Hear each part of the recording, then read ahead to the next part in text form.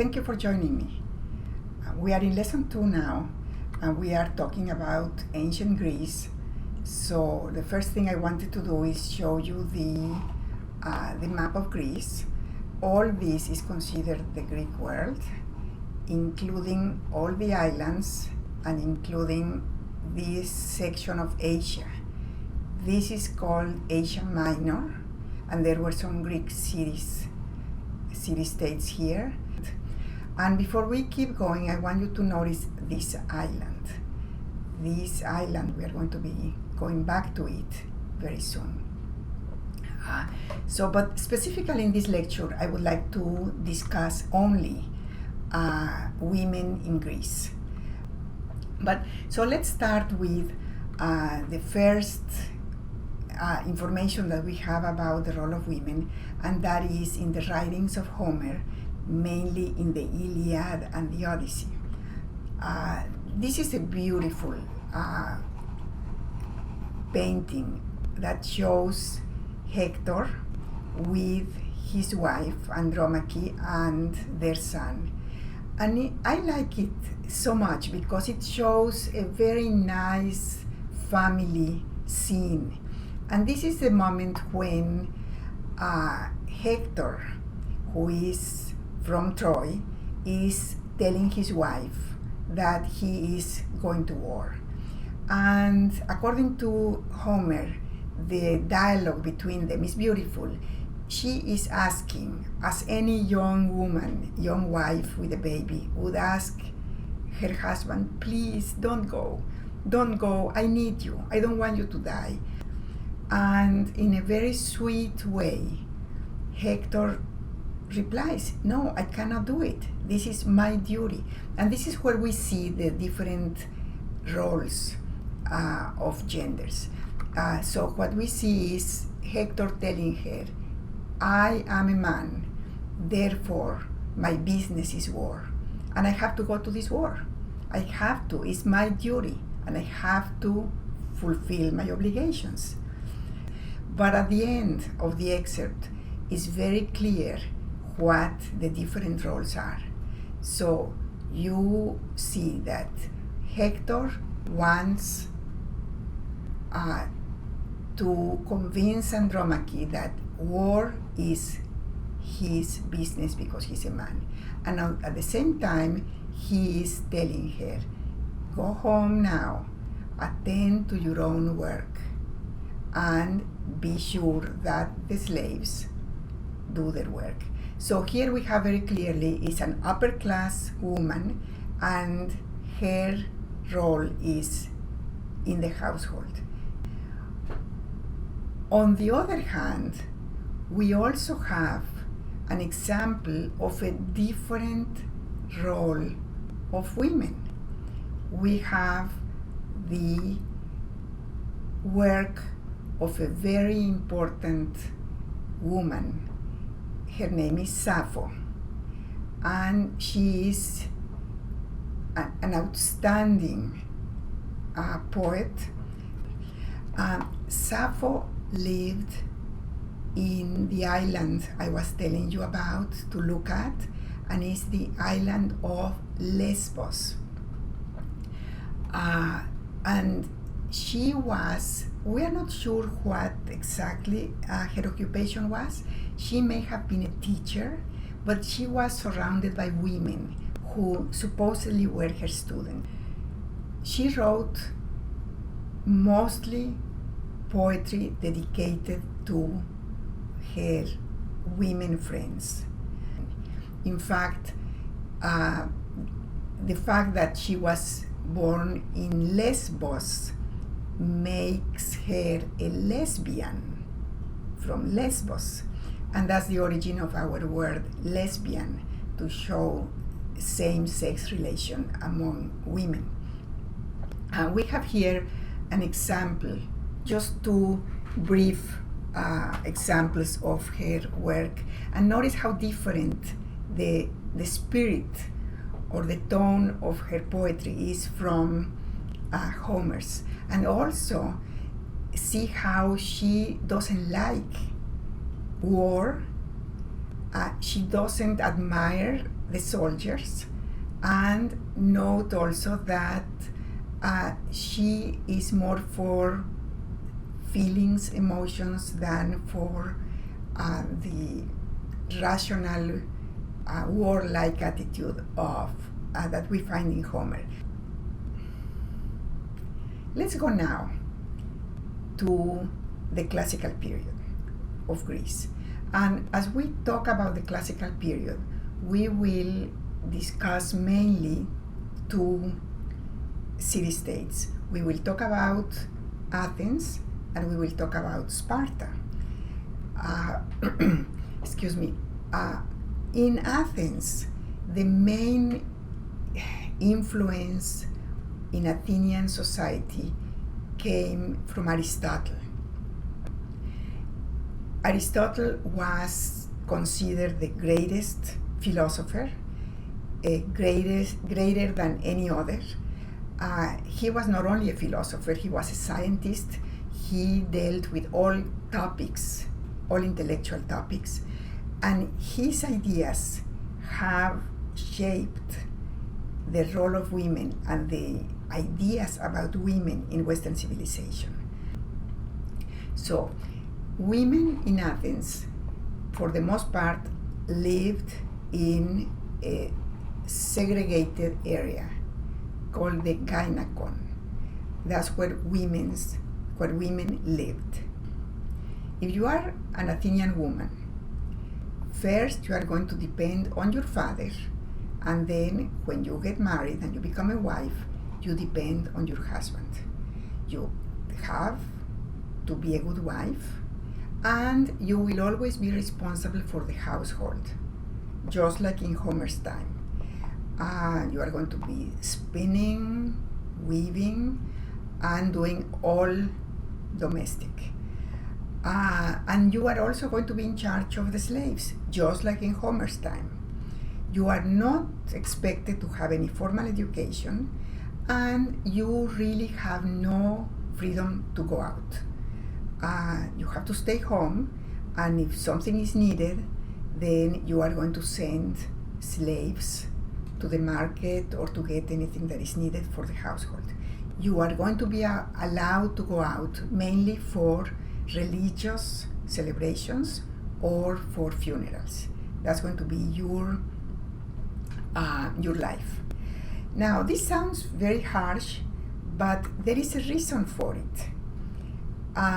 First of all, the reason why you are going to stay secluded and not able to see other men is because in order to be an Athenian citizen, there has to be assurance that both your parents are citizens. If the woman goes out and deals with other men, she may have sex with men who are not citizens. So that means her baby may not be able to be a citizen. So the only way to be sure that both parents are citizens is if the woman stays home and her only relationship is with her husband, who is also a citizen. However, there are many interesting things that most people don't think about. A woman, even though she doesn't manage her money, she gets a dowry when she gets married, and the dowry is hers. Her husband may administer it, may manage it, but the money is hers. The money or any other goods that come with the dowry. If she gets a divorce and she can initiate divorce, then that dowry goes back to her family. So the husband is only the administrator of her dowry. Now, if she becomes a widow, then that dowry is not going to return to her family, because very likely she will marry someone from her husband's family, her husband's brother or her husband's cousin, so the dowry stays with her. and her new husband. You see, she is not a possession. She's not a thing. In fact, the husband usually tries to take care of her because the husband doesn't want the dowry to go away. And so, other than being secluded, she has freedom to do things in her house, and she has a very important role in her household. And she knows that her children are going to be Athenian citizens, and she is also an Athenian citizen. Prostitutes are a different story. And the reason is because they, by definition, they are going to have sex with any man who pays. And her children, when she conceives, are not going to be citizens by definition because nobody knows who the father is. There is no DNA testing yet. So the prostitutes have way more freedom than wives. They can go out, they can be with whomever they want, except their big disadvantage is that their children will not be citizens, and they themselves are not necessarily considered citizens. There is a special kind of prostitute that is like a high-class prostitute that is called the heterae, and that prostitute has a very special status. She can, first of all, she has access to education. She is really well educated in the arts, in philosophy, etc. And she is a very good companion for men. And so her life is certainly much easier and more enjoyable than the wife of an Athenian wife. Let's now talk of Athenian slaves. Slave women, they could go out. In fact, if they lived in a household, they went out for anything that was needed. Therefore, they had much more freedom than the wife. They were not considered Athenian citizens. Usually they were a result of spoils of war, and their children were not citizens. And when they had children, the children were slaves also. They had different jobs, but the ones who lived in the household were in charge of helping the Athenian wife to do her chores, or to do her manicure, her pedicure, her toilet. So they also helped in the birth of the baby, and their life was not that bad. They could be very well treated. There were male slaves who were not as treated as well. They worked in the mines, but for the most part, Athenian slaves didn't have a bad life. Women in Sparta had rights, more rights than any other women in Greece. They still had as their first duty to produce children, but in order to produce healthy children, they had to be strong themselves.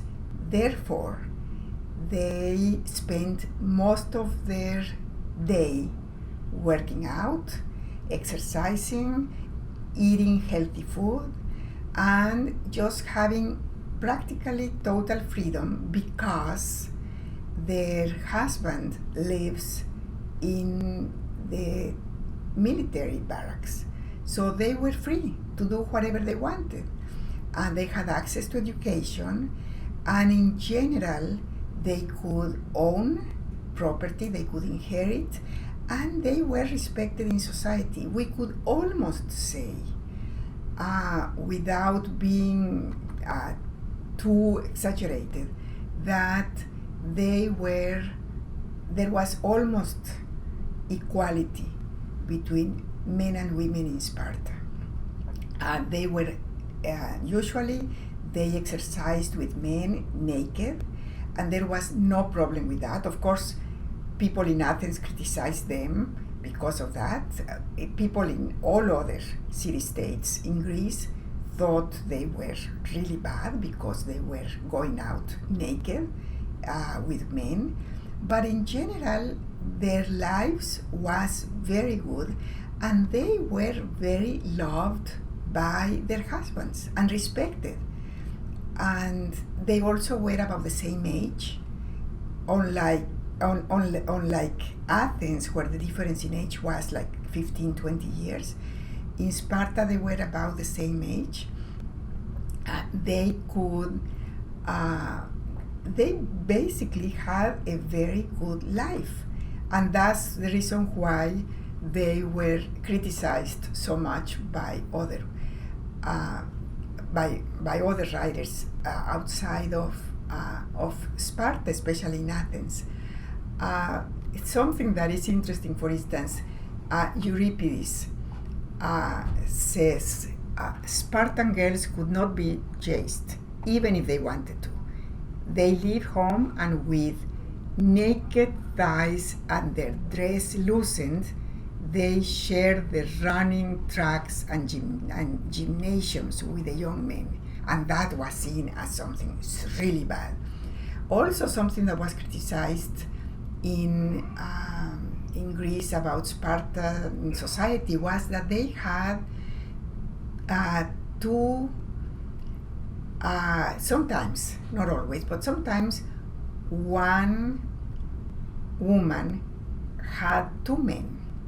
And the reason apparently is that there were not enough women. So they call it wife sharing. But in reality, I would say that women could pick two men. One was her husband, and if her husband agreed, then she could have sex with another man. And so this is what is called wife sharing. So you see that Spartan women were unique. And so when we talk about Greek women in general, we cannot say that Greek women were abused or that Greek women were treated like slaves or any of those cliches, because we see, just analyzing these two city-states, we see that, and also analyzing the works of Sappho, we could say that the roles were different, that so each gender had different roles, but other than that, we cannot say that women were inferior, as many people would say. This is a very good example of Spartan women. If you remember, in one of the pictures that we saw of Athenian women, most of them were dressed, and most of these women are naked, and that shows the freedom that Spartan women had. The last thing I would leave you with is the question: if you lived in classical Greece, would you rather be an Athenian wife, an Athenian prostitute, or a Spartan wife? Think about it, and we will talk more during the class discussion.